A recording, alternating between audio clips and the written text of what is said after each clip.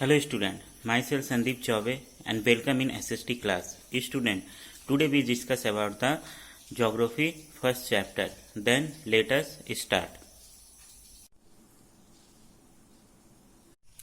Student, is the first chapter of geography. हम लोग आज इसको हम लोग पढ़ रहे हैं, जिसमें कि लास्ट वीडियो में हमने देखा था डिफिनेशन ऑफ रिसोर्सेज। इस वीडियो में हम लोग देखेंगे टाइप्स ऑफ रिसोर्सेज। जैसे यहाँ दे रहा है types of resources. Resources can B broadly classify into three main categories, namely natural resources, human made resources and human resources. यानी जो रिसोर्सेज है उसको तीन भागों में बांटा गया है। पहला है तो natural resources, human made resources and human resources. हम लोग एक एक करके इस पर डिस्कस करेंगे। पहले आते हैं नेचुरल रिसोर्सेज। दे रहे हैं natural resources. Natural resources. These are material, object and energy resources that exist in environment around us. Air, water and naturally growing plants are essential for survival. Some other help in satisfaction of secondary want. Air and sunlight are available in nature. Natural resource का मतलब student वो सभी natural चीज़ें जैसे कि plants है, animals है, water है, एयर है, अदर नेचुरल जो रिसोर्सेज हैं जैसे मिनरल्स, ऑयल्स है, मिनरल्स हैं, ये जितने भी चीज़ें हैं सब हमारे नेचुरल रिसोर्सेज में आते हैं। इस नेचुरल रिसोर्सेज को निम्नलिखित जो बेस पर डिवाइड किया गया है यहाँ पर दे रहा है। दिस रिसोर्सेज में be further classified as follows. First, on the basis of their development, actual potential. Next, on the basis of their origin, biotic, abiotic. Third, on the basis of their renewability, renewable, non-renewable. On the basis of their distribution, ubiquitous and localized. जैसे student यहाँ दे रहा है जो natural resources इसको classified किया गया है different base पर। पहला बेस क्या है? डेवलपमेंट, ठीक है। दूसरा बेस है ऑरिजिन, तीसरा आपका रिन्यूएबिलिटी, चौथा आपका डिस्ट्रीब्यूशन। एक एक करके हम लोग एग्जाम्पल के थ्रू इसको समझेंगे। पहला कैटेगरी क्या था? On the basis of their level of development. Their actual था इसमें एंड पोटेंशियल आपका था। पहले एक्चुअल देखते हैं। These are the resources whose quantity is known and these are being used in various way at present. Example of actual resources: rich deposit of coal in rural region of Germany, petroleum in West Asia, dark soil of the Deccan Plateaus in Maharashtra. On the basis of development में student first है आपका actual resources. Actual resources वो resources है जिसको कि हम लोग well known जानते हैं बेहतर तरीके से कहाँ पर है, उसको कैसे यूज किया जाता है, उसका यूज भी हो रहा है डिफरेंट वे में। जैसे एग्जाम्पल के रूप में दे रहा है जर्मनी का एक रीजन है जो कि कोल के लिए बहुत फेमस है, उसका यूज हो रहा है। वेस्ट एशिया यानी जो अरेबियन कंट्रीज है, गल्फ कंट्रीज है, वहाँ पेट्रोलियम का जो प्रोडक्ट है उसको बहुत यूज हो रहा है, उसका प्रोडक्शन हो रहा है। और जैसे कि डार्क सॉइल डेक्कन प्लेट्यूज जैसे कि महाराष्ट्र में है, उसको हम लोग यूज करते हैं एज ए एग्रीकल्चर पर्पस, जैसे कॉटन ग्रो के लिए। तो इस तरह के जो रिसोर्सेज है इसको हम लोग एक्चुअल रिसोर्सेज कहते हैं। Next, potential resources. These are the resources about which we do not have sufficient knowledge at present. These resources may be used in future. At present, our technology may not be that advanced, but with time, these may be utilized and can turn to be actual resources. Example of potential resources: the uranium found in Ladakh may be used in future. Sea water is a potential resource, but with technology in future it will become an actual resource when its salinity is taken out, and this may be used for agriculture and domestic purpose. High speed wind were just a potential resources earlier, but with the development of windmills they are a good source of energy now, hence they are an actual resources. कहने का मतलब student जो ऐसे resources potential resources वो resources है जिसको तो हम लोग जानते हैं कि रिसोर्स हैं, पर इसकी टेक्नोलॉजी अभी हमारे पास नहीं है और फ्यूचर में ये हमारे यूज में आ सकता है जब टेक्नोलॉजी के डेवलपमेंट के साथ। जैसे कि यहाँ पर एग्जाम्पल यूरेनियम एक मिनरल्स होता है जो कि एटॉमिक एनर्जी को डेवलप करने में काम में आता है, जो कि लद्दाख में है, पर उसकी टेक्नोलॉजी अभी हमारे पास नहीं है। फ्यूचर के लिए हम इसको यूज़ कर सकते हैं।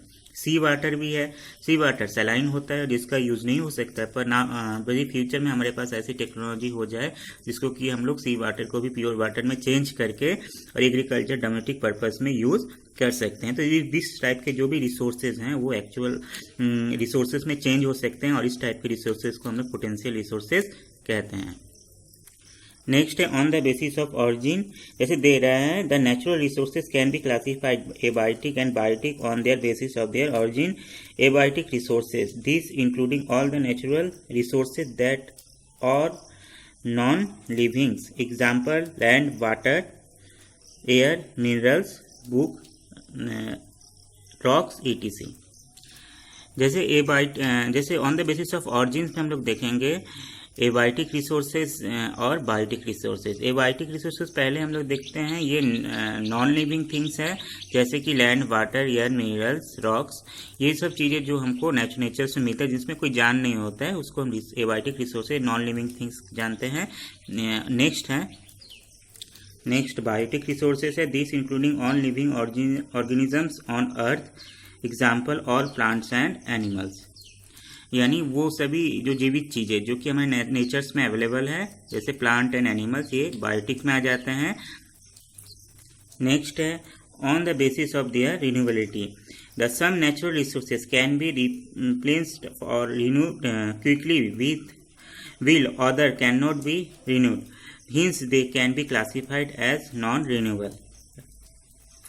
यहाँ पर देखते हैं नेक्स्ट बेस जो है रिन्यूएबिलिटी मीन्स होता है आपका देखा जाए ऐसे रिसोर्सेज जो कि हम लोग दोबारा यूज़ कर सकते हैं और कुछ ऐसे रिसोर्सेज जिसको हम लोग दोबारा यूज़ नहीं कर सकते यानी रीयूज़ नहीं कर सकते। इस हिसाब से इसको दो पार्ट में डिवाइड किया गया है, renewable and non renewable.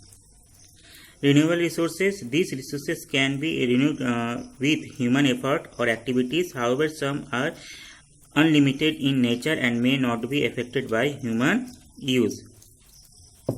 Example solar energy, wind energy, tidal energy, etc। Soil and forest although the are renewable resources but riskless and careless use can lead to their depletion। यानी renewable resources वो resources हैं जो कि हम लोग इसको दोबारा technology के थ्रू यूज़ कर सकते हैं। जैसे कि आप लोग एग्जांपल के थ्रू देख सकते हैं solar energy, wind energy, tidal energy. देखा जाए तो ये जो एनर्जी ये कभी ख़त्म नहीं होंगे, ये बार बार इसका जनरेट होंगे और रीयूज़ कर सकते हैं। इसको हम लोग रिन्यूएबल रिसोर्सेज कहते हैं। Next non renewable resources, these resources are limited in nature and their rate of formation is extremely slow, hence once they are used they will take thousands at time, millions of years to be renewed for future use। Example coal, petroleum and natural gas। कहने का मतलब जो non renewable resources है ये तो limit में है और इसको दोबारा हम लोग यूज़ भी नहीं कर सकते हैं। जैसे कि और ये दोबारा बनने में नेचर में थाउजेंड मिलियंस ईयर्स ये ले लेते हैं। जैसे एग्जाम्पल देंगे कोल एंड पेट्रोलियम, ये नॉन रिन्यूएबल रिसोर्सेज हैं। एक बार कोल जल जाने के बाद दोबारा उसको हम लोग यूज़ नहीं कर सकते। सेम ऐसे पेट्रोलियम भी होता है, एक बार यूज़ करने के बाद दोबारा इसका यूज़ नहीं हो सकता। जैसे कि विंड, सोलर एनर्जी का हम लोग बार बार यूज़ कर सकते हैं। Next on the basis of their distribution, some natural resources can be found everywhere while some may be found in particular region, hence they can be classified as ubiquitous and localized। On the basis of distribution में हम लोग देखेंगे, ये देखा जाए तो कुछ ऐसे मिनरल्स हैं जो कि सब जगह अवेलेबल है, कुछ ऐसे रिसोर्सेज हैं जो किसी स्पेसिफिक जगह पर ही मिलते हैं, स्पेसिफिक एरिया में मिलते हैं और इस बेस पर इसको टू पार्ट में डिवाइड किया गया। एक तो ubiquitous and second is the localised. There are ubiquitous, these resources are found everywhere like their air we breathe, sunlight we get और water we drink। यानी ऐसे रिसोर्सेज जो कि हर जगह अवेलेबल है जैसे कि air, water and sunlight. And localise these resources are found in a specific region like minerals and oil। Example minerals like iron ore found in Bihar and Odisha, oil is found in West Asia। यानी ऐसे resources जो कि specific area में ही available है, जैसे कि iron ore लेंगे India में, जैसे बिहार, उड़ीसा और स्पेसिफिक एरिया में पाया जाता है, वैसे ही जो मिनरल सॉइल्स है स्पेसिफिक वर्ल्ड वाइड देखेंगे तो वेस्ट एशिया यानी गल्फ कंट्रीज में ज़्यादा पाए जाते हैं। इसको हम लोग लोकलाइज्ड रिसोर्सेज में गिनते हैं। यानी स्टूडेंट आज हम लोगों ने देखा है टाइप्स ऑफ रिसोर्सेज में नेचुरल रिसोर्सेज। मैं फिर से इसको रिपीट कर दे रहा हूँ। नेचुरल रिसोर्सेज जो होता है इसको 4 पार्टों में डिवाइड किया गया है। देखा जाए तो on the basis of development, basis of origin, basis of their renewability and basis of their distribution. Next videos में नेक्स्ट टॉपिक हम लोग डिस्कस करेंगे। देन आज के वीडियो के साथ मैं होमवर्क भी दे रहा हूँ, इसको कंप्लीट करके सबमिट कीजिएगा। Then thank you.